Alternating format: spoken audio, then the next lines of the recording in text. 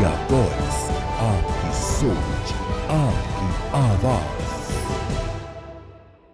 इस कार्यक्रम के सह प्रायोजक हैं पेट सफा आयुर्वेदिक चूरन, पेट सफा हर रोग दफा। गोल्डी मसाले लाए हैं फ्रेश लॉक टेक्नोलॉजी, जो रखे मसालों को हर समय फ्रेश। गोल्डी मसाले। सच्ची सहेली, महिलाओं के लिए सबसे भरोसेमंद औषधि एवं tonic. Doctor ortho Ayurvedic oil और कैप्सूल, अब दर्द भी घुटने टेकेगा। रूप मंत्रा आयुर्वेदिक फेस वॉश, ये कोई कॉस्मेटिक नहीं, आयुर्वेदिक औषधि। उत्तर प्रदेश में वोटर सूची के एसआईआर में 2,91,00,000 मतदाताओं का नहीं मिला कोई रिकॉर्ड। चुनाव आयोग गायब वोटर्स को तलाशने में जुटा। सीएम योगी ने किया किसान पाठशाला का शुभारंभ। कहा, देश के कुल कृषि उत्पादन में यूपी की हिस्सेदारी 21%। केंद्रीय कैबिनेट ने पहली डिजिटल जनगणना के लिए 11,718 करोड़ रुपए के बजट को दी मंजूरी। 2 चरणों में होगी जनगणना। लूथरा ब्रदर्स की जमानत अर्जी खारिज। थाईलैंड से लूथरा ब्रदर्स को लाने जाएगी सीबीआई की टीम। 16 दिसंबर को भारत प्रत्यारोपित होंगे लूथरा ब्रदर्स।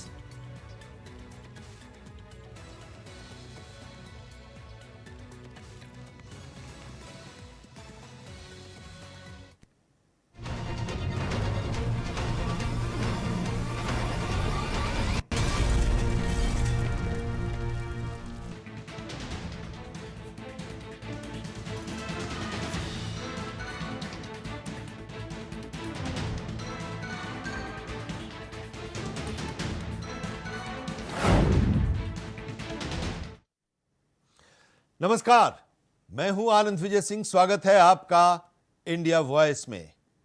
वोटर लिस्ट में शुद्धिकरण को लेकर चुनाव आयोग के निर्देशन में एसआईआर की प्रक्रिया चल रही है। इस दौरान उन लोगों के नामों को हटाया जा रहा है जिनकी मृत्यु हो गई है या जो किसी दूसरे शहर में शिफ्ट हो गए हैं।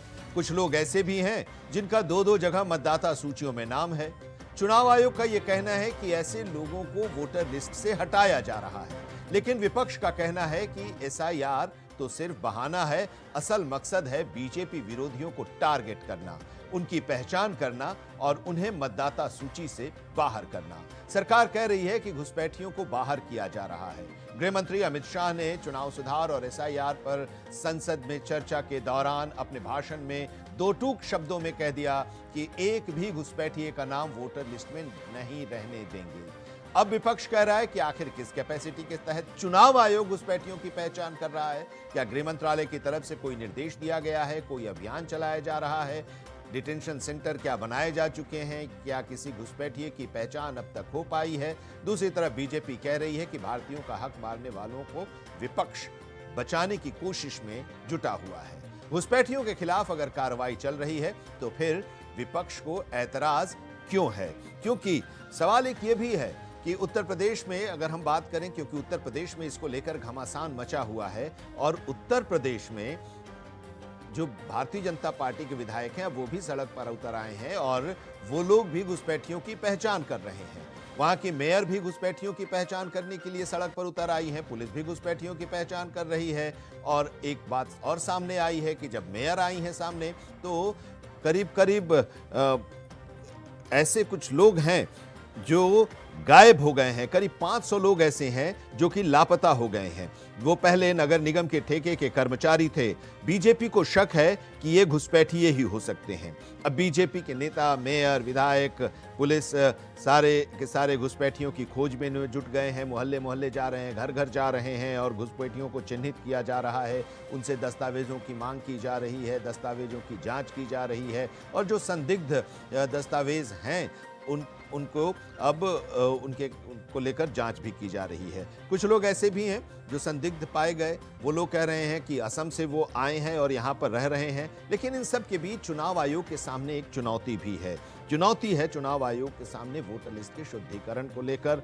15 करोड़ में से करीब 3 करोड़ फॉर्म अब तक नहीं मिल पाए हैं। हालांकि समय एसआईआर की प्रक्रिया की बढ़ा दी गई है और 84 लाख तो इसमें ऐसे हैं जिनका अब तक कुछ पता भी नहीं चल पाया है।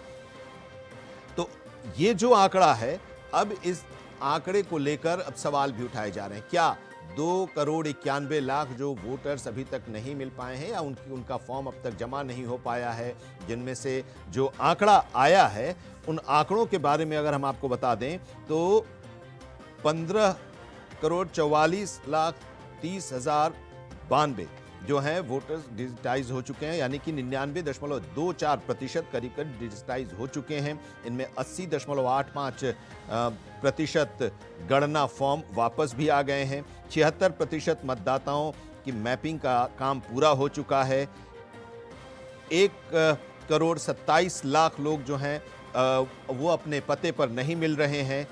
करीब 46 लाख वोटर ऐसे हैं जिनकी मौत हो गई है और 23,69,000 वोटर ऐसे पाए गए जो दो जगह पर उनके नाम हैं और 84 लाख ऐसे हैं जिनके बारे में कोई जानकारी नहीं मिल पाई है। तो ये एक बड़ी चुनौती है और इसको लेकर तकरार भी शुरू हो गई है।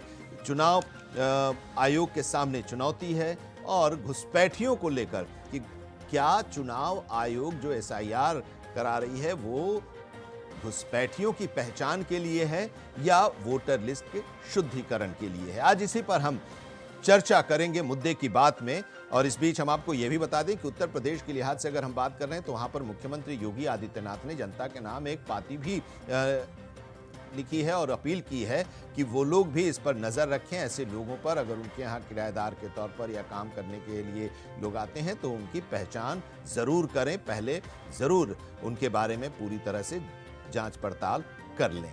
तो अब हर कोई यानी कि उत्तर प्रदेश में नेता, विधायक, जनप्रतिनिधि जो हैं, नगर निगम के जो लोग हैं वो लोग और यहाँ तक कि आम लोगों को भी इसमें मुख्यमंत्री की तरफ से कहा गया है कि वो भी इसमें शामिल हों और वो लोग भी इसमें मदद करें। तो आज इसी पर हम चर्चा करने जा रहे हैं कि जो एसआईआर है वो क्या घुसपैठियों को बाहर करने के लिए, पहचान करने के लिए है या वोटर लिस्ट के शुद्धिकरण के लिए है। हमारे साथ आज खासतौर से मेहमान भी जुड़ेंगे इस चर्चा में और उनसे भी हम समझने की कोशिश करेंगे। हमारे साथ इस चर्चा में रविंद्र सिंह जी, प्रवक्ता समाजवादी पार्टी के, जुड़े हुए हैं। बहुत बहुत स्वागत है रविंद्र जी आपका।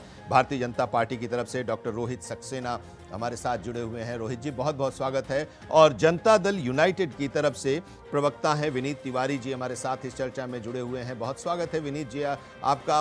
विनीत जी से हम समझेंगे बिहार में जो एसआईआर की प्रक्रिया हुई है उस प्रक्रिया में 65 लाख लोग के नाम कटे हैं, तो उनके बारे में कुछ जानकारी मिल पाई है या नहीं, और उत्तर प्रदेश में जो कुछ चल रहा है या देश के दूसरे हिस्सों में जो चल रहा है उसके बारे में भी एक बड़ी चुनौती है। डॉक्टर रोहित सक्सेना, आप ही से हम इस चर्चा की शुरुआत कर रहे हैं क्योंकि घुसपैठियों के नाम पर ये कहा जा रहा है कि आप लोग इस पूरी एसआईआर की प्रक्रिया को घुमाना चाहते हैं। तो अब ये भी है कि एक चुनौती कि क्या उत्तर प्रदेश की सरकार इतने बड़े पैमाने पर जो बांग्लादेशी और रोहिंग्या घुसपैठियों के बारे में पहचान करने के लिए चल रही है वो उनके पहचान, उनकी धरपकड़ और फिर उनको डिपोर्ट करना जो है उसमें कामयाब हो पाएगी? हर हर महादेव, वंदे मातरम। विजय जी, देखिए, भारतीय जनता पार्टी चुनौतियां एक्सेप्ट करने के लिए जानी जाती है और चुनौतियां हम लोगों ने जो जो दी है वो 370 से लेके 3 तलाक लेकर के राम मंदिर से लेके जितने भी रहे हैं, हमने उन चुनौतियों पर खरे उतरे। और बिहार का हाल ही में उदाहरण आप देखिए सामने है। ये सब चिल्ला रहे थे कि वो लोगों के वोट काट दिए गए।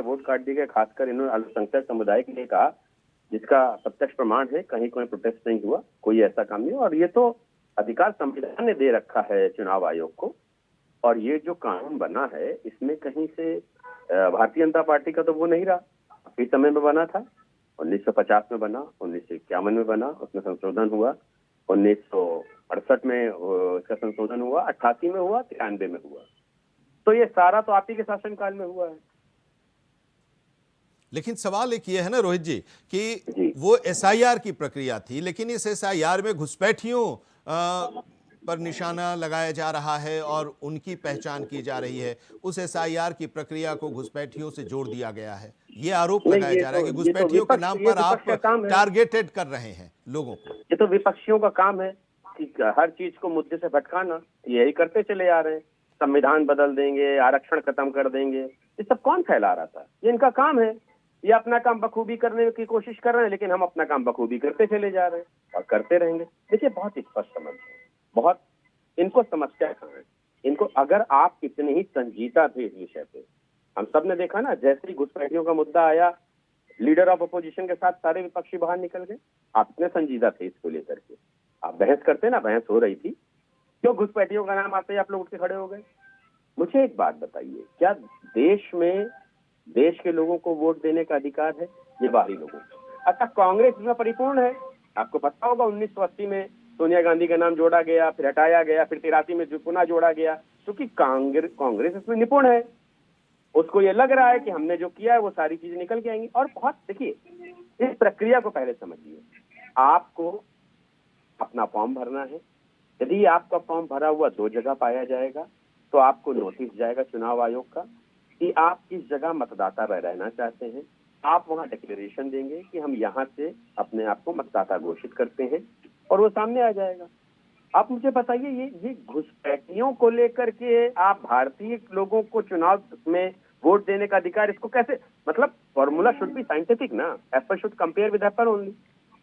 जब हम बात कर रहे हैं मतदाता सूची की, जब चुनाव आयोग कह रहा है कि मतदाता सूची में हम इसमें संशोधन करेंगे, ठीक है, बिहार में किया, कोई प्रोटेस्ट नहीं आया, कोई गड़बड़ी सामने नहीं आई। अगर हम और जगह कर रहे हैं तो आपको समस्या क्या है? आप इसको और चीजों से क्यों जोड़ रहे हैं? आप सीधे मुद्दे की बात करिए। और अगर आप मुद्दे पर बिल्कुल अडिग रहते तो मुझे लगता है सदन सही जगह है इसकी चर्चा करने की, जहां आप सारे भाग खड़े हुए। क्या रविंद्र जी, क्या घुसपैठियों की पहचान नहीं होनी चाहिए? अगर ऐसे अवैध घुसपैठी हैं, यहाँ पर रह रहे हैं, सरकार के जो योजनाएं हैं उन योजनाओं का वो लाभ भी अवैध ढंग से रहते हुए उठा रहे हैं, तो उनके खिलाफ कार्रवाई नहीं होनी चाहिए? उन्हें वापस नहीं भेजा जाना चाहिए?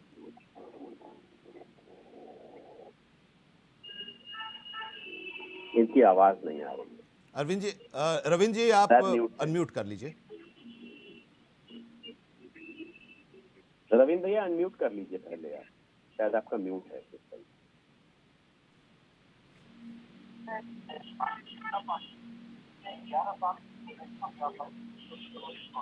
इनको ऑडियो पैच नहीं। अरविंद जी, माफ करेंगे रविंद्र जी, आपकी आवाज नहीं आ रही है, शायद आप अनम्यूट आप कर लीजिए। इनको फिर से पैच कराइए। अनम्यूट तो उन्होंने कर लिया शायद, लेकिन पैच प्रॉपर नहीं। ठीक है, हम आपके पास दोबारा आते हैं, आपके पास दोबारा आते हैं इस बीच। लेकिन एक विनीत जी हमारे साथ जुड़े हुए हैं। अभी बातचीत जो हो रही थी, आपके बिहार का भी एग्जाम्पल दिया गया डॉक्टर रोहित सक्सेना जी के द्वारा। बिहार के बारे में कहा गया कि SIR की सफलता पूर्वक वो संपन्न हुआ। 65 लाख लोगों के नाम कटे, घुसपैठिए उसमें से निकले क्या?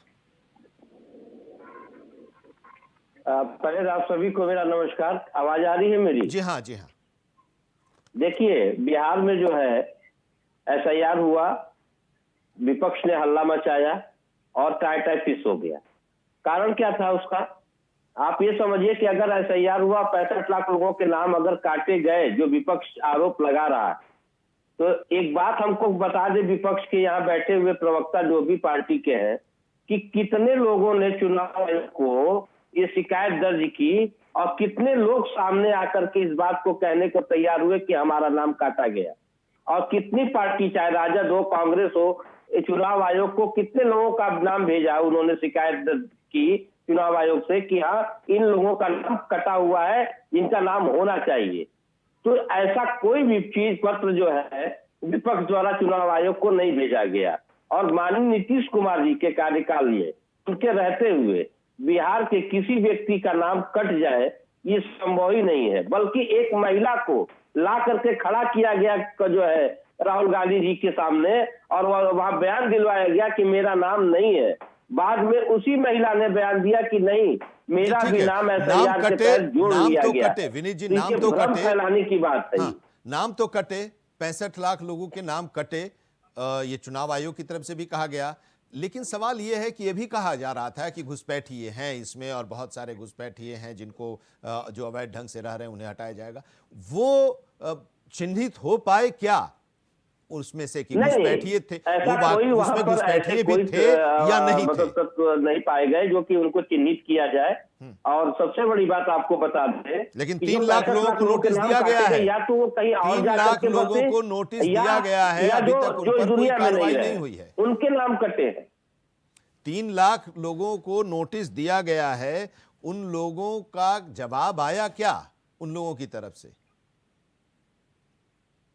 जिन लोगों को नोटिस दिया गया है अभी कोई जवाब आया नहीं है जो है उनका, लेकिन जब जवाब आएगा तो उसको देखा जाएगा कि क्या है प्रक्रिया, क्या उनकी लेकिन जहां तक मेरा मानना है, देखिए अभी एक चीज और आपको मैं बता दूं, जो आप एसआईआर पे नागरिकता का जो सवाल उठा रहे हैं, आप एसआईआर पहले भी हुआ है और ऐसे मनमोहन सरकार में मैं बता रहा हूं आपको करीब 80 से 90 हजार लोग जो विदेश भेजे गए थे, लेकिन एनडीए के कार्यकाल में अभी तक जो है 5,000 से 5,000 लोग से ज्यादा अभी तक जो है बाहर नहीं भेजे गए, जो पहचान की गई।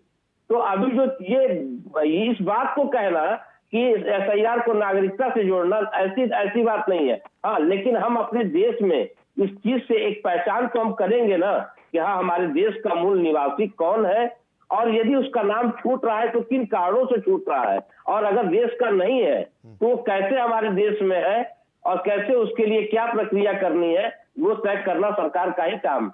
ठीक है रविंद्र जी, जरा जवाब आप दीजिए। दोनों तरफ, दोनों लोगों की बातों को आपने सुना, बीजेपी के डॉक्टर रोहित सक्सेना और विनीत तिवारी जी जनता दल यूनाइटेड के, वो कह रहे हैं कि ये प्रक्रिया है और इस प्रक्रिया को चलने देना चाहिए, चुनाव आयोग अपना काम कर रहा है, और दूसरी तरफ अगर घुसपैठिए हैं, अवैध ढंग से यहाँ रह रहे हैं, तो उनके खिलाफ भी कार्रवाई होनी चाहिए। आपको इस पर आपत्ति है, या अगर वो रह रहे हैं तो उनके खिलाफ कार्रवाई होनी चाहिए या नहीं होनी चाहिए? आनंद जी, पहले तो मैं घुसपैठियों पे बोलता हूँ, उसके बाद चुनाव आयोग पे बोलता हूँ जी। भारतीय जनता पार्टी 11 सालों में यह नहीं बता पाई घुसपैठिए कौन होते हैं, और ना कोई एक्शन ले पाई, ना कोई आंकड़ा दे पाई। सदन में 2 बार पूछा गया कितने घुसपैठिए आपने पकड़े, इन्होंने असम में डिटेंशन सेंटर बनाए, उसका भी विवरण सदन में नहीं दे पाए। तो भारतीय जनता पार्टी खुद ही घुसपैठियों के बारे में कंफ्यूज है, या झूठ बोलती है, या उन्माद फैलाती है। तो स्पष्ट है कि भारतीय जनता पार्टी का। अब आते हैं घुसपैठिए होते क्या हैं। मान लेते हैं दूसरे देश के नागरिक हमारे देश में आ रहे हैं अवैध तरीके से, ये घुसपैठिए होते हैं। तो इनको रोकने के लिए हमारे हर बॉर्डर पे बीएसएफ लगी हुई है और सेना लगी हुई है, बहुत मजबूती से लगी हुई है, या गृह मंत्रालय के अंतर्गत काम करती है। और अगर घुसपैठिए आए हैं तो निश्चित रूप से भारतीय जनता पार्टी की सरकार निश्चित रूप से जवाबदेह है। अब ये कहते नहीं साहब नेहरू ने भेजा था, औरंगजेब ने भेजा था, इस हाइपोथेसिस का कोई जवाब नहीं बन सकता है। भगवान ने भेजा हो, लेकिन आप 11 साल से थे और डिटेंशन सेंटर बना रहे थे, तो आपने पकड़ के क्यों नहीं दिखाया? दूसरा बताते हैं कि घुसपैठिए देश में घुस आए हैं, या नॉलेज गृह मंत्रालय को देने के लिए raw, military intelligence, IB, state government की लोकल इंक्वायरी यूनिट काफी योग्य हैं, वो सूचनाएं भी भेजती हैं। तो अब इसी सदन में बता रहे थे ना कि उठ के भाग गए विदेशी विपक्षी लोग, इसी सदन में बता दें हम रहते हैं, रहें या ना रहें, आप तो चाहते हैं हम लोग चले जाएं, तो आप बता दीजिए कि रॉ, मिलिट्री इंटेलिजेंस, आईबी और लोकल इंक्वायरी यूनिट्स ने कितने इनपुट्स दिए थे घुसपैठियों आने के लिए, और आपने कितना पकड़ा, कम से कम इतना तो बता दें। अब आ जाते हैं एसआईआर पे। पहले बात तो भारतीय जनता पार्टी को ये स्पष्ट करना चाहिए कि जो वो भी एसआईआर करा रही है, एक ऐसी संस्था से करा रही है जो उसकी जेबी संस्था है या कठपुतली संस्था है, क्योंकि ऐसा करने के लिए उन्होंने उसका मूलभूत स्वरूप ही खत्म कर दिया। पहले उसमें सीजीआई हुआ करते थे, अब सीजीआई महोदय नहीं है, तो ये भारतीय जनता पार्टी की जेबी संस्था है। अब आ जाते हैं कि एसआईआर करने का प्रयोजन क्या हो सकता है। अगर आप एसआईआर कर रहे हैं और आप बता रहे हैं कि उसमें घुसपैठिए हैं, तो आपका चुनाव आयोग एकदम अयोग्य है, क्योंकि जब से आप 2014 में आए हैं, तब से कम 6 बार तो मेरी जानकारी में मतदाता पुनर्निरीक्षण हो चुका है। उसके बाद जो घुसपैठिए शामिल हैं हमारी मतदाता सूची में, इसका मतलब भारतीय जनता पार्टी ने जानबूझ के घुसपैठ कराया और उनको मतदाता सूची में शामिल कर दिया। ये फैक्ट है। किसी भी अदालत के बालों में मेरे सर को रखिएगा तो फैक्ट के रूप में आएगा। रविंद्र जी, तो ये वोटर उन्हीं के हैं जिनका नाम कट रहा है या जिनका नाम काटा जा रहा है? अब आते हैं नाम काटने पे। अगर इन्होंने नहीं, मेरा सवाल यह है कि अगर इन्होंने मतदाता सूची में उन लोगों का नाम रखवाया तो क्या ये उनके वोटर हैं? और अगर उनके वोटर हैं तो फिर ये नाम क्यों कटवा रहे हैं? ये तो वही बता पाएंगे। नहीं तो आप कह रहे हैं ना कि इन लोगों ने ही नाम डलवाया। दे पाएंगे हम इसका जवाब देते हैं। आपने ये आरोप लगाया कि इन लोगों ने नाम उन लोगों का डलवाया, इसलिए ये सवाल मैं पूछ रहा हूं। मैं बता रहा हूं इसको आपको। डलवाया कैसे डलवाया जाता है ये भी सुन लीजिए। प्रधानमंत्री बनने से पहले माननीय प्रधानमंत्री जी मुख्यमंत्री थे गुजरात के, उन्होंने एक ही चीज सीखा, दंगा कराओ और मतदाता सूची पे कब्जा करो। तो उन्होंने ये जो ट्रायल था उड़ीसा में किया, हरियाणा में किया, उत्तर प्रदेश में पार्शियली किया, बिहार में किया और बहुत सक्सेसफुल रहे। ये बिहार में करा चुके थे, पार्शियली मध्य प्रदेश में भी किया था।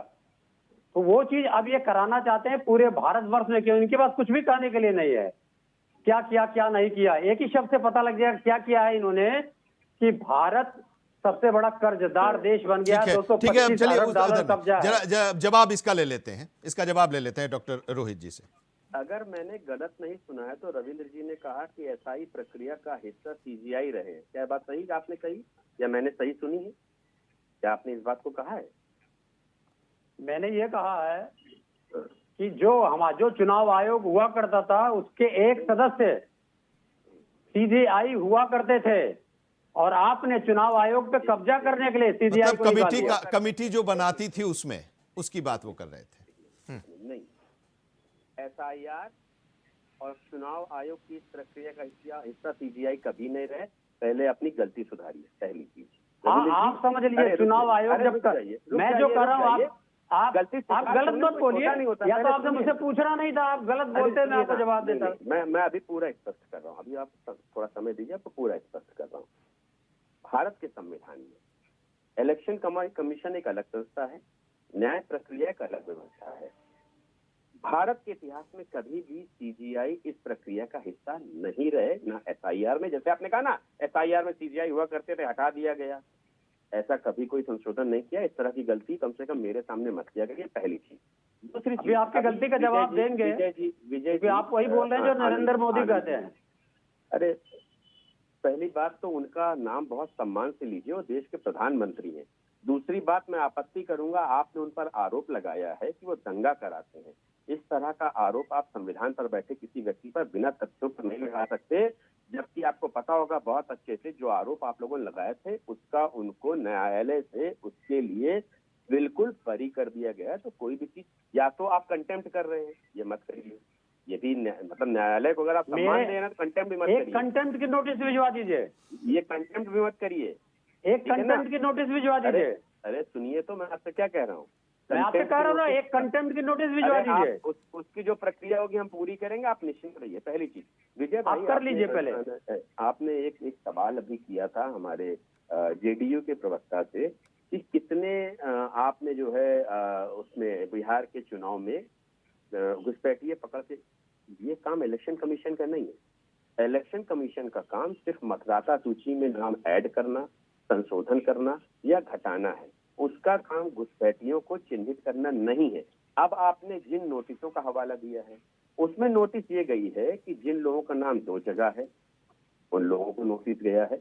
वो लोग इस चीज को जो है बताएंगे कि कहाँ उनको मतदाता बने रहना है, ये चीज। और फिर मैं कहूंगा, देखिए जैसे अभी इन्होंने ठीक है रोहित जी, जब आपने उस सवाल पर आप उठा रहे हैं तो सवाल तो ये उठेगा ना कि जब एसआईआर बिहार में हो रहा था तो घुसपैठियों की बात हो रही थी, घुसपैठिए भी हैं, तो वही तो बात हो रही है कि 65 लाख लोगों में क्या घुसपैठिए पाए गए या नहीं, चुनाव आयोग नहीं बताएगा लेकिन सरकार तो बताएगी ना। हाँ, सरकार को बताना चाहिए ना। कब तक बताएगी सरकार मैं उस 65 लाख लोगों में? क्योंकि ये सब लोग जानना चाहते हैं कि वाकई घुसपैठिए हैं, और अगर हैं तो कब से रह रहे हैं, कितना फायदा वो लोग उठा चुके, क्या वो पाए गए तो उनको डिपोर्ट कर दिया गया या डिटेंशन सेंटर में रखा गया, बिहार में डिटेंशन सेंटर बना, ये सब तो सवाल उठेंगे ना। जी बिल्कुल उठेंगे। देखिए इस सरकार ने, अगर मैं बात करूं आपके 17 तक की, तो लगभग 1822 घुसपैठियों को डिपोर्ट किया है 2014 से 17 तक में। उनका ना कहाँ किया, कब किया, सुनते जाइए। 2023 से 24 में 2331 लोगों को किया। और इसमें एक बहुत जो आपको बताने लायक बात है, पहले इसके प्रति जो कानून था वो बहुत लचर था। पहले कानून स्ट्रांग बनाया गया और फिर कोर्ट ने भी उसमें हवाला दिया कि यदि कोई व्यक्ति आप ये पाते हैं कि उसके पास प्रॉपर नागरिक होने के दस्तावेज नहीं है तो आप सीधे डिपोर्ट नहीं कर सकते हैं। आप उनकी पहले सारे दस्तावेजों के प्रमाण चेक करिए, उनको फिर डिटेंशन सेंटर में रखिए। तो हमने कानून भी मजबूत किया। आपकी तरह नहीं किया कि 1980 में पहले लाए और वोटर लिस्ट में घुसेड़ दिया और जब हो हल्ला हुआ तो हटा दिया, फिर 83 में घुसेड़ दिया। ये प्रक्रिया आपकी पुरानी रही है। आप लोग उस समय, आपको लगता था कि इतिहास हमसे सवाल पूछेगा नहीं, तो आपने ये सब किया। आज जब सवाल हो रहे हैं तो आप लोग परेशान हो रहे हैं। तो कोई भी चीज, मुझे लगता है आनंद जी, चैनल पे बोलने से पहले उसका बहुत दस्तावेजी प्रमाण होना चाहिए। इस तरह से झूठ बोल देना कि नहीं वो घुसपैठियों के कागज क्यों करके हमारे वोटर्स को हटा रहे हैं, सीजीआई को हटा दिया, ये सब जब रहा ही नहीं है तो आप ऐसे आरोप कैसे लगा सकते हैं। और आप खुलेआम चैनल पे बोल रहे हैं, मेरे सामने बोल रहे हैं, कम से कम जो आंकड़ों के लिए अपने बहुत जाना जाता है। तो कुछ चीजों को बहुत संयमित और बस मैं हमेशा कहता हूँ, यदि मेरी चीजें कभी गलत निकले, दस्तावेजी प्रमाण कभी गलत निकले, तो आप मुझे बताइए, मैं अगर उसको रीचेक करूंगा और गलत होगा तो मैं सार्वजनिक रूप से माफी मांगूंगा। लेकिन ईश्वर की कृपा है, महादेव का आशीर्वाद है, ऐसा कभी हुआ नहीं। मेरे आंकड़े कभी आज तक टीवी पे दिए हुए गलत नहीं हुए। विनीत जी आपके पास हम आना चाहेंगे, उसके बाद फिर रविंद्र जी आपके पास आएंगे, आप दोनों लोगों का जवाब दे दीजिएगा।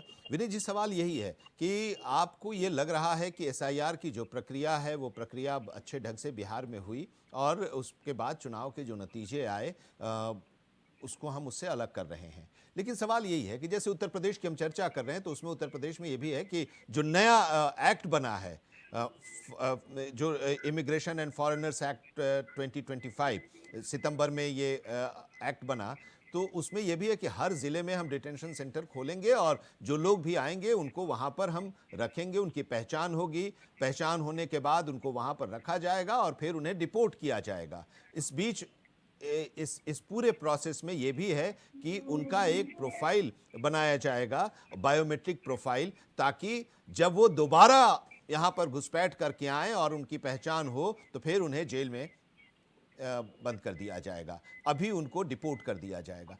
ऐसी क्या कोई व्यवस्था बिहार में है? इस 2000 ऐसी कोई व्यवस्था हमारे बिहार में नहीं है। आप ये जान लीजिए ना, ऐसे कोई कानून बनाए गए हैं।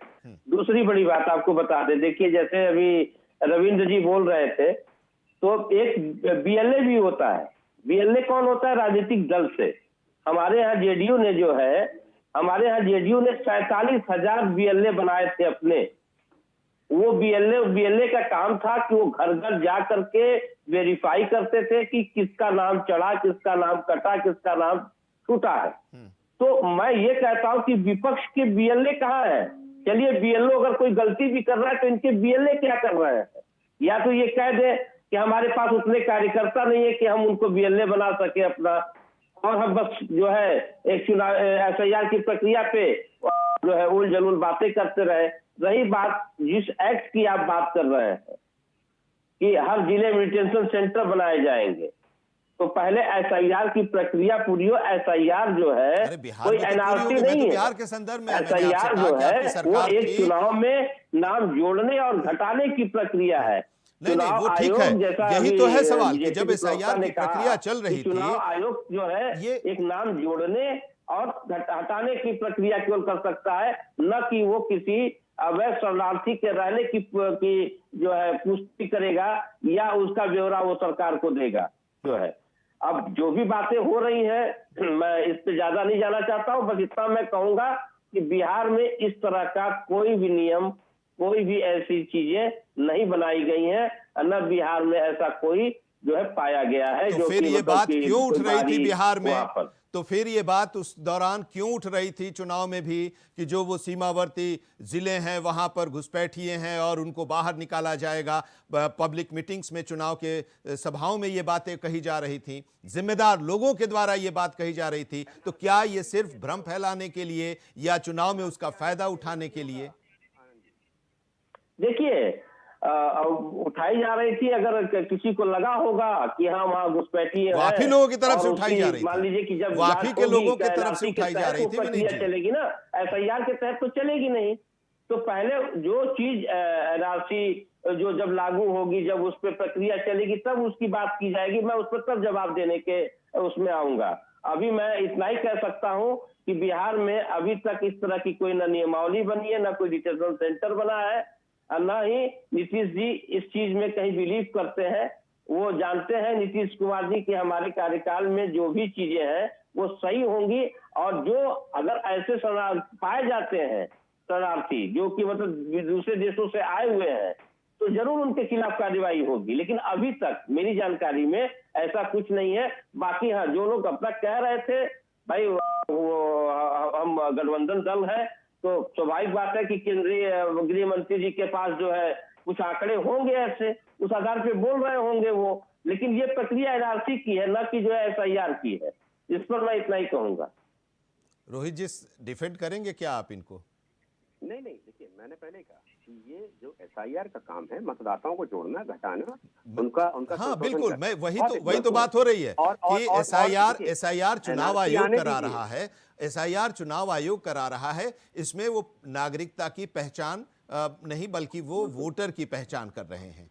लेकिन जो लोग अपने पदों पे नहीं पाए गए हैं, आनंद जी। लेकिन बिहार के चुनाव में ये बातें तो उठ रही थी मंच से कि घुसपैठियों को हम नहीं रहने देंगे। लोकसभा में गृह मंत्री ने कहा कि एक भी घुसपैठिया वोटर नहीं होगा, वोटर लिस्ट में शामिल नहीं होगा। तो ये बातें जो कही जा रही है वो SIR के तहत ही तो बातें हो रही है कि देखिए, SIR के तहत ही होंगी, उनकी पहचान भी होगी। आनंद, जो लोग अपने दस्तावेज प्रमाण नहीं दे पा रहे हैं, उनको एक मौका दिया जाएगा कि हो सकता है कहीं से वो अपना कोई हवाला दे सके।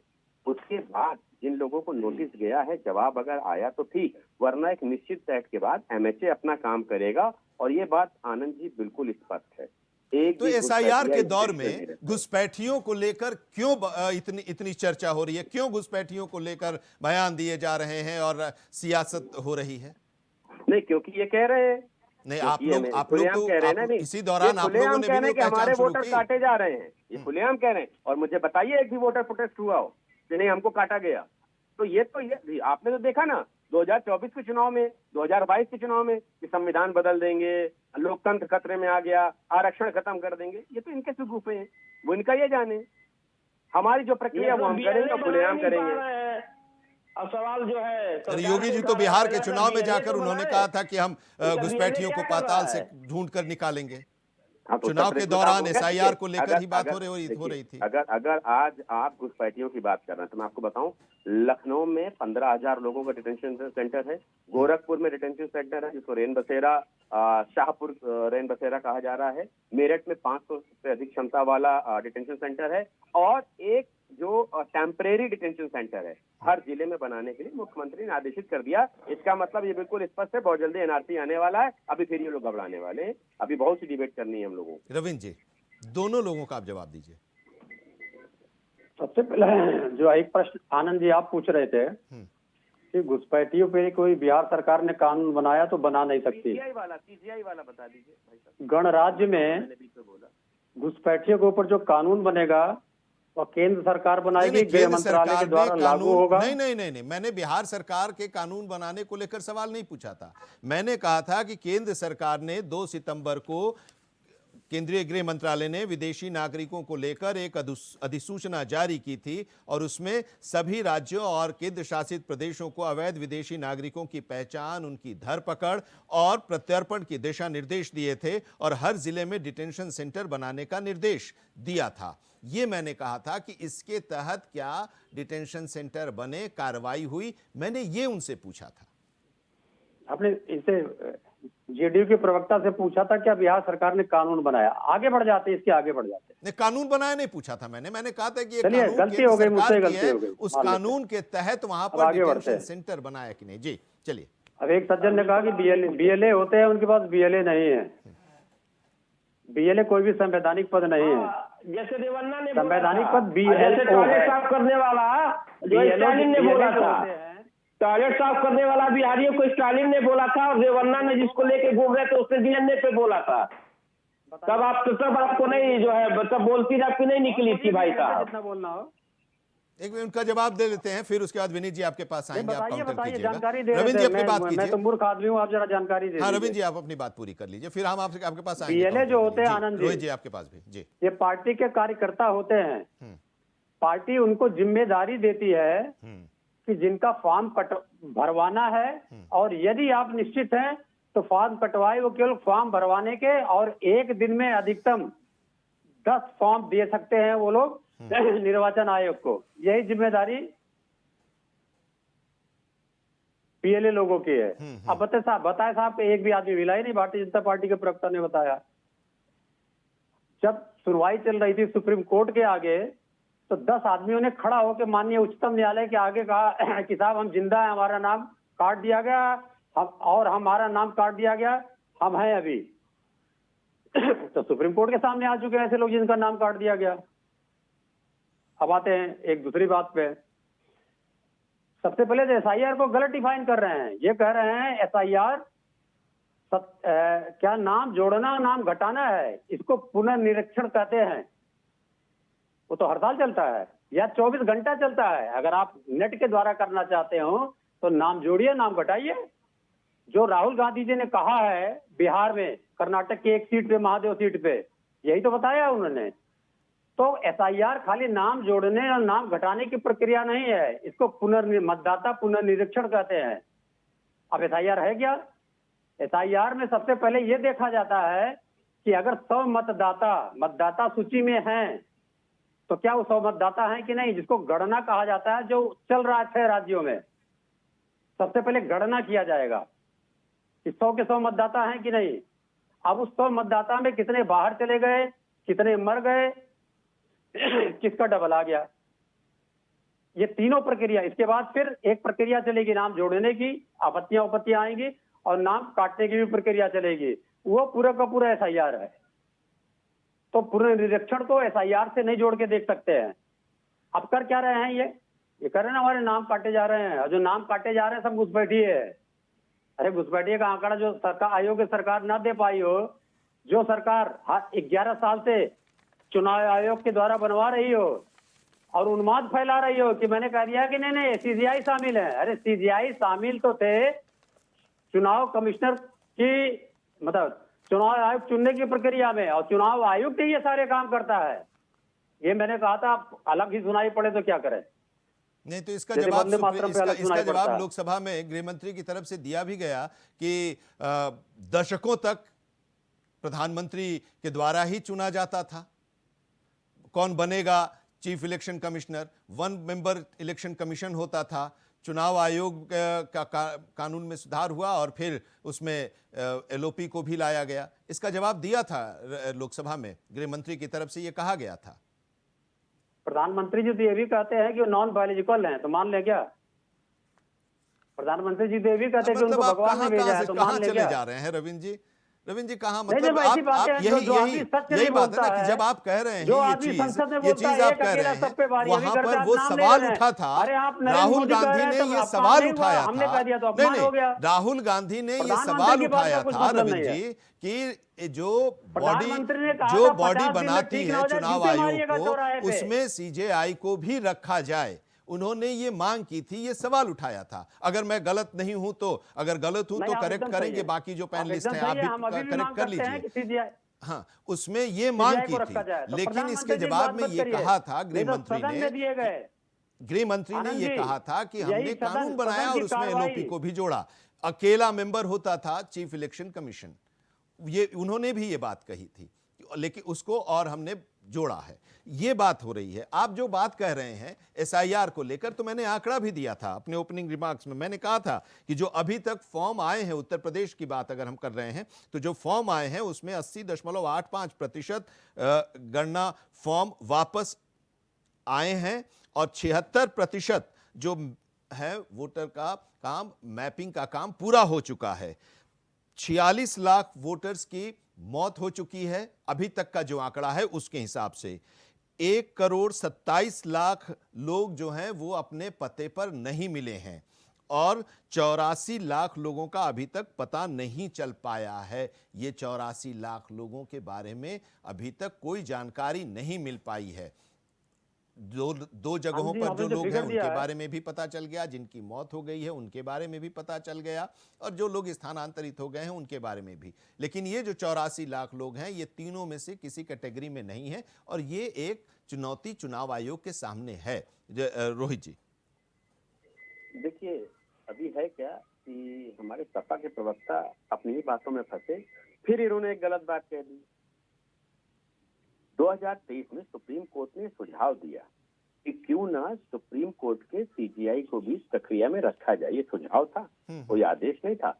आपने कहा हटा दिया गया। कब थे बताइए? फिर इलेक्शन कमीशन की नियुक्ति में सीजीआई कब थे आप मुझे बताइए? कभी थे क्या? गलत बात रविंद्र जी आप घूम घूम के बोलेंगे, घूम घूम के फंसाऊंगा, ये ध्यान रखिए। गलत बात मत बोला करिए। और मैंने फिर कहा मेरे सामने तो कतई मत बोला करिए, क्योंकि आपने सीधे पहले आरोप लगा दिया कि एसआईआर प्रक्रिया का हिस्सा सीजीआई हुआ करते थे, हटा दिया गया। फिर मैंने कहा नहीं आपने तो गलत कह दिया। फिर आपने कह दिया कि नहीं इलेक्शन कमीशन के चयन में सीजीआई हुआ करते थे, उनको हटा दिया गया। फिर आप वहीं आपके सामने ना बोले का मतलब बताइए। नरेंद्र मोदी हैं आप? नहीं कहा, गलत नहीं बोला करिए। मैंने ये नहीं कहा मेरे सामने मत बोलिए। हम लोग एक दूसरे को बोलने के लिए बैठे, गलत मत बोला करिए। आपने 3 बार गलत बोला, तीनों क्या मैंने आपका संशोधित किया। फिर आप सर्च करने गए और सर्च करने के बाद फिर गलत बोल गए। तो गलत सर्च भी मत किया करिए। अब आजकल गूगल का जमाना नहीं है, थोड़ा एडवांस। ठीक है, एक सीधा सवाल जरा ले लेते हैं। रोहित जी आपके पास आते हैं, आपके पास आते हैं। रविंद्र जी एक सीधा सवाल पूछे कब रहे सीजीआई? रविंद्र जी, कब रहे? ठीक है रविंद्र जी, उसको मरो आगे बढ़ते हैं रविंद्र जी, आगे बढ़ते हैं। घुसपैठियों को लेकर जो चर्चा हो रही है, घुसपैठियों के खिलाफ कार्रवाई होनी चाहिए या नहीं होनी चाहिए? क्योंकि आपने बुलाया, मैं आपका आतिथ्य हूँ। रविंद्र जी, ये रोहित जी का आतिथ्य नहीं हूँ मैं। नहीं रविंद्र जी, कभी हो सकता हूँ। रविंद्र जी मेरा सवाल है कि घुसपैठियों के खिलाफ कार्रवाई होनी चाहिए या नहीं होनी चाहिए? घुसपैठियों के साथ कार्रवाई होनी चाहिए, ये भारत का संविधान कहता है। लेकिन घुसपैठियों का नाम लेके उन्माद नहीं फैलाना चाहिए। मुझे याद है पिछले 1 साल हम लोगों ने रेल जिहाद पे डिबेट किया है और कुछ भी नहीं हुआ। उस समय रेल जिहाद इन्होंने हल्ला मचाया जब रेल के एक्सीडेंट हो रहे थे। तो ऐसे ये फालतू नाम लेते हैं। आप सुनिए घुसपैठिया क्या होते हैं। एक घुसपैठी औरत ने दिवंगत राजीव गांधी जी जो हमारे प्रधानमंत्री थे उनकी हत्या की थी। ये होते हैं घुसपैठिए। अब धर्म पूछ लीजिए इनसे जो बीजेपी वाले बैठे हुए हैं। ये घुसपैठियों का धर्म लेके कहते हैं। जो स्वर्गीय राजीव गांधी जी की हत्या की थी किस धर्म की थी? और घुसपैठियों पर कार्रवाई होगी। अब कितनी घुसपैठी आपने उत्तर प्रदेश में दिखा दिए। अभी आपने आनंद जी आपने कहा कि लखनऊ में 140 घुसपैठिए लोग भाग गए और कहा जा रहा है घुसपैठिए हैं और नगर निगम के कर्मचारी थे। तो लखनऊ जैसे शहर में आनंद जी रहने के लिए मकान, मैं किराए पे रहता हूं लखनऊ में, तो मुझे पुलिस वेरिफिकेशन कराना पड़ा। तो लखनऊ नगर निगम के कर्मचारी काम करने जा रहे हैं, चाहे आउटसोर्सिंग में हो, उनका पुलिस वेरिफिकेशन नहीं कराया। इसका मतलब भारतीय जनता पार्टी घुसपैठियों से काम कराती है। पुलिस वेरिफिकेशन तो हुआ होगा, लेकिन सवाल यही है कि उनके पास आधार कहां से आए, उनके पास पैन कहां से आए, उनके पास पासपोर्ट कहां से आए। ये एक बड़ा सवाल है रोहित जी कि ये उनको मुहैया कहां से हो रहा है। वहां भी पहुंचना जरूरी है। ठीक है, जो घुसपैठी अवैध ढंग से रह रहे हैं उनकी पहचान हो और उन्हें पहचान करके उनको वापस भेजा जाए, उनके खिलाफ कार्रवाई की जाए, लेकिन उस पूरे रैकेट तक पहुंचना जरूरी है। बिल्कुल। हमारे कानपुर में एक व्यक्ति को भारत का नागरिक बनाने के लिए इनके ही विधायक ने अपने लेटर हेड पे लिख करके दिया था। इनके ही विधायक ने जब शाहबुक चला है कि भाई ये कहां से आया, तो उन्होंने कह दिया बहुत अच्छे तरीके से, मुझे तो पार्षद ने कहा था कि आप इनको चिट्ठी दे दीजिए। तो मैंने दे दिया। तो ये है इनका हकीकत। और फिर मैं कह रहा हूँ, इन्होंने सीजीआई का नाम 3 बार लिया है, तीनों बार मुझे ये पुख्ता तरह से बता नहीं पाए सीजीआई कब थे, क्योंकि उन्होंने बहुत स्पष्ट कहा हटा दिया गया, जबकि सीजीआई कभी इसका हिस्सा रहे ही नहीं। उन्होंने 2023 में सुझाव दिया था क्यों ना उससे आगे बढ़ते हैं, अब वहां से आगे बढ़ जाए, वहां से आगे नहीं, बढ़े। बात उसकी नहीं। देखिए आनंद जी, मुझे ऐसा लगता है हम सारे लोग अपनी अपनी पार्टी के बहुत जिम्मेदार लोग हैं, और जो यहाँ बोलेंगे जनता सुनेगी, आप सुनेंगे, और वो कहीं ना कहीं रिकॉर्ड होगा। अगर हम गलत बोलेंगे तो उसका भी प्रभाव पड़ता है। तो मैं यही कह रहा हूँ, गलत बोलने से पहले हमने किसी चीज को 10 बार जांच लेना चाहिए। कोई भी चीज गलत हमारे वक्तव्य, और अगर गलत निकल आए तो पहले हमें क्षमा मांगनी चाहिए कि नहीं, मुझसे गलती हो गई। अभी भी यूपी में बांग्लादेशी रोहिंग्या घुसपैठी हैं? हाँ जरूर हैं, और उनका जो है शिनाख्त करी जा रही है, उनको बाहर किया जाएगा। तो उनके बारे में बताया जाएगा कि कौन कौन कितने लोग थे, क्या थे, या उसी तरह से जैसे बिहार के बारे में भी विनीत जी कह रहे हैं कि नहीं वहां पर तो कोई घुसपैठिया नहीं पाया गया 65 लाख लोगों में से। देखिए बात उसकी नहीं है। ये जो लोग नहीं पाए जा रहे हैं पते पर, जिन लोगों का कोई दस्तावेजी प्रमाण नहीं मिल रहा है, एमएचए जब इस पर कार्रवाई करेगा, जब एनआरसी हम लेकर के आएंगे तो ये बिल्कुल स्पष्ट हो जाएगा। अभी एनआरसी तो कहीं आया ही नहीं है, और ये समझ लीजिए एनआरसी जब हम लाएंगे तो सबसे ज्यादा अगर दिक्कत होगी इन्हीं लोगों को होगी, क्योंकि इनको पता होगा कि अब ये तो बिल्कुल बाहर हो जाएंगे और इनके चिट्ठे खुल जाएंगे। ये जिन नगर निगम के लोगों का हवाला दे रहे हैं, किसके समय में नियुक्ति हुई थी जरा बताइए, किसके समय में नियुक्ति हुई थी उनकी? क्या इस तरह की कोई चीजें किसी गलत दस्तावेजी कोई भी चीज प्रमाण अगर बता दें पहले, आप पूछ रहे हैं बता दें। मैंने तो मुझे बताइए सीजीआई का हिस्सा थे, पहले तो ये बता दिए। पहला क्वेश्चन तो मेरा यही था, आपने कहा हटा दिया, कब थे? कब थे? पहले जो आप प्रश्न पूछा उसका बता दे रहे। ये पहला प्रश्न मेरा यही है कि सीजीआई आपने कहा बाहर कर दिया, कब थे इसका हिस्सा? सुनिए, जब आपकी सरकार लखनऊ में बनती है, मतलब लखनऊ नगर निगम में बनती है हमारी सरकार, अरे सुन तो लीजिए पहले, जब आपने पूछा मुझे बताइए ना सीजीआई इसका हिस्सा कब थे, मुझे बताइए ना। आपने कहा सेकंड बार में बताऊंगा सीजीआई से, पहले में बताइए। पहला नगर निगम का सुन लीजिए, क्योंकि आप तो मोदी जी की तरह झूठ बोलते हैं, तो मुझे विश्वास नहीं था। नहीं झूठ शब्द जो है वो झूठ शब्द जो है वो पार्लियामेंट में भी बैन हो गया है। पहले सुनिए, पहले जो आपने प्रश्न पूछा, झूठ पार्लियामेंट में भी शब्द पर आप बैन लग गया है। ये सारी चीजें अपनी बात आप कहें। सुन लीजिए, इन्होंने पहले प्रधानमंत्री जी पे आरोप लगाया को दंगे कराते हैं, ये लखनऊ निगम में शोभनीय नहीं है। नगर निगम में इससे पहले देश के संविधान मेयर बनते हैं, आप इस तरह की चीजें बोलेंगे तो आनंद जी बिल्कुल स्वीकार नहीं है। ग्रीन करके कंपनी है चाइना की, व्यक्तिगत तौर पर नहीं, आप अपनी बात रखिए। क्यों हर बात में प्रधानमंत्री पर आरोप, प्रधानमंत्री को लेकर शब्दों का ये अच्छी चर्चा हो रही है, आप अपने ढंग से आप अपनी बातों को रख रहे हैं, उसमें क्यों इस तरह की बातें बताइए। 15 लाख रुपए किसानों की आय, किसानों को आय क्या होगा, इसका क्या होगा, इस बात में कोई नहीं होगी। ये भी तो उन्होंने कहा ना सीधे। अब आप कुछ भी बोल देंगे, भारत के संवैधानिक पद पर बैठे प्रमुख व्यक्ति क्या इस तरह की बात कर रहे हैं। पहले आप बता रहे हो दंगाई है, फिर आप कह रहे हैं वो झूठ बोलते हैं। अरे आप मुझे बताइए, मुलायम सिंह जी ने ये बात कही ना कि जो अपने पिता का नहीं हुआ वो देश का क्या होगा, हम कैसी नहीं करते। कम से कम हम लोग झूठी संवैधानिक पद पर बैठे व्यक्ति के लिए बात करने के लिए एक महीना का इस्तेमाल करें। स्वीकार नहीं है रविंद्र भाई, ये अच्छी बात नहीं है। आप प्रधानमंत्री से पहले दंगाई कह रहे हैं, फिर प्रधानमंत्री को आप झूठा कह रहे हैं, क्या बात करते हैं आप? ऐसा शोभनीय नहीं है। आप वरिष्ठ नेता हैं, हम लोगों से बड़े हैं उम्र में, कम से कम बावजूद तो आप बोल रहे थे सीजीआई हटा दिए गए, सीजीआई हटा दिए गए, पहले बताया इसमें हटा दिए गए, मैंने दस्तावेज। ये जो तरीका अपनाया जा रहा है विनीत जी, एक सवाल आपसे आखिर में, ये जो तरीका अपनाया जा रहा है घुसपैठियों की पहचान को लेकर, वो तरीका सही है क्या? यही तरीका है कि अब लोग अब सड़क पर उतरे, पार्टी के नेता, विधायक, जनप्रतिनिधि, और वो घुसपैठियों की पहचान करना शुरू करें जो राज चल रहे हैं, उन लोगों से उनका प्रूफ मांगे? ये गलत बात है। आप देखिए एसआईआर की प्रक्रिया कहीं भी घुसपैठी पहचान की प्रक्रिया नहीं है। नहीं एसआईआर से तो बातें आगे निकल गई है ना, उनको एसआईआर से तो बातें आगे निकल गई हैं, घुसपैठियों पर बात आ गई है। मैं उस लिहाज से आपसे ये सवाल कर रहा हूं विनीत जी। इसको जो है जबरदस्ती विपक्ष मुद्दा बना रहा है। नहीं एसआईआर से तो बातें आगे निकल गई, अब तो घुसपैठियों पर आगे बात आ गई है। इसलिए ये सवाल कि जो प्रक्रिया अपनाया जा रहा है क्या ये प्रक्रिया सही है? आपको लग रहा है जो उत्तर प्रदेश में भी देखने को मिला कि लोग जा रहे हैं, उनसे मांग लिया जा रहा है कि आप अपना सबूत दिखाइए। लखनऊ में कुछ जगहों पर देखने को मिला है। नहीं, आप सही कह रहे हैं। लखनऊ में भी रहता हूँ, ऐसा नहीं कि लखनऊ में भी रहता हूँ, लेकिन अभी तक मुझसे कोई पूछने नहीं आया कि ना मैंने कोई पुलिस वेरिफिकेशन करवाया है ना कुछ करवाया है। मुझसे तो अभी तक कोई पूछने नहीं आया है। ठीक है, कहीं पे कोई लोग गए होंगे, मैं उस पे नहीं जाता हूँ कि कौन गया, कौन कैसे गया, क्या है।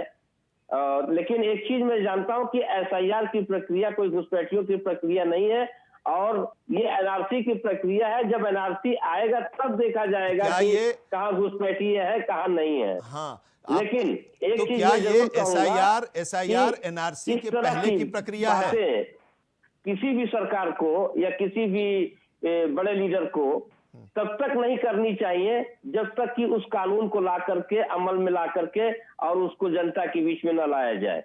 मैं इस पर इतना ही कहूंगा। ठीक है, एक सवाल आप लोग सबसे। विनीत जी, आपने अभी बात कही, क्या एसआईआर एनआरसी के पहले की प्रक्रिया है? नहीं, एसआईआर में एनआरसी के पहले की प्रक्रिया कैसे कह दो? एसआईआर तो एक पूरा निरीक्षण है। हाँ। जो है ये पूरा निरीक्षण के तहत ही देखा जाए, क्योंकि चुनाव आयोग को ये अधिकार नहीं है कि वो एनआरसी की प्रक्रिया को वो करेगी। वो केवल वो किसके नाम 2 जगह है, कौन जिंदा है, कौन लीगल है, नहीं है, ये उसकी प्रक्रिया कि कौन वोटर हमारा जो है 2 जगह नाम है, कौन आज दुनिया में नहीं है, ये उनके नाम काटे गए। मैं एक बिहार से ही आपको बता दे रहा हूँ, आप बताइए ना, ये बता दें विपक्ष के जो प्रवक्ता है हमारे समाजवादी पार्टी के, कि कितने लोगों का नाम की शिकायत इन लोगों ने बिहार में की है कि इनके नाम काटे गए हैं। एक व्यक्ति का भी बता देंगे। एक महिला को भी खड़ा किए थे राहुल गांधी जी के सामने, उस महिला ने भी बाद में कहा कि नहीं, हमको लोगों ने कहा कि ऐसे कह रहा था हमने शुरू कह से दिया कि एनआरसी लाने के लिए ये एसआईआर कराया जा रहा है। नहीं, देखिए ये फिर वही आप प्रोपेगेंडा कुछ भी फैला लीजिए। मुझे एक बात बताइए, एसआईआर के चुनाव आयोग ने कहा ना कि जितने भी दल हैं वो अपना सुझाव हमें दें। क्या कांग्रेस पार्टी ने आज तक एक भी सुझाव चुनाव आयोग को दिया? केवल हो हल्ला मचाना, प्रेस कॉन्फ्रेंस कर लेना, जनता को कुछ भी बोल देना। एनआरसी अलग प्रक्रिया है, एफआईआर अलग प्रक्रिया है। एनआरसी जब होगी वो अपना काम करेगा, एफआईआर अपना काम कर रही है, लेकिन कम से कम झूठ बोलने से बचना चाहिए, मेरा ये मानना। चलिए, बहुत शुक्रिया हमारे साथ जुड़ने के लिए आज की चर्चा में। आज की चर्चा में बहुत शुक्रिया रविंद्र जी, समाजवादी पार्टी के प्रवक्ता, हमारे साथ इस चर्चा में जुड़े, आपका शुक्रिया। डॉक्टर रोहित हमारे साथ भारतीय जनता पार्टी के नेता जुड़े, आपका भी बहुत बहुत शुक्रिया। विनीत जी जनता दल यूनाइटेड से, आपका भी बहुत बहुत शुक्रिया। आज मुद्दे की बात में इतना ही, लेकिन देश और दुनिया की खबरों के लिए आप देखते रहिए इंडिया वॉइस। नमस्कार।